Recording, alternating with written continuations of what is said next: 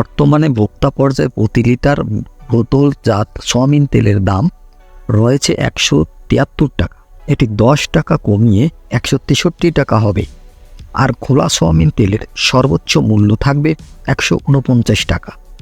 আর 5 litre বোতলজাত তেল থাকবে 800 টাকা বিক্রি করতে হবে দোকানদারদের। তবে আপাতত পাম তেলের দাম কমানো হচ্ছে না। ওই দিন বাণিজ্য প্রতিমন্ত্রী আহ্বানুল ইসলাম টিটু বললেন, টিকে group, city group, S Alam, Bashundhara গ্রুপের প্রতিনিধিরা ছিলেন। আমি ওনাদের বলেছি, প্রধানমন্ত্রী প্রত্যাশা করেন আমাদের যারা শিল্প এবং ব্যবসায়ী বড় আকারের আছেন তাদের সোশ্যাল একটা ধার্য ধরা উচিত।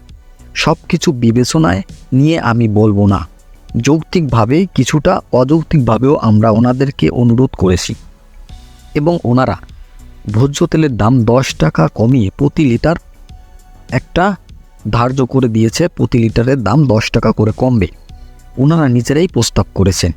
তিনি আরও বলেন, 1 মার্চ থেকে দামটা কার্যকর হবে। আমাদের এই যে 15ই মার্চ পর্যন্ত কার্যকর থাকবে। এরপর আমরা বসে প্রতি মাসে তেলের দাম একটা নির্ধারণ করে দেব। প্রতি মাসে তেলের দাম বাড়বে নাকি কমবে সে একটা নির্ধারণ হবে আলোচনার মাধ্যমে। এমনটাই জানিয়েছে বাণিজ্য প্রতিমন্ত্রী এবং মন্ত্রীদের নিয়ে যে একটা বৈঠক হয়েছিল সেই বৈঠকে।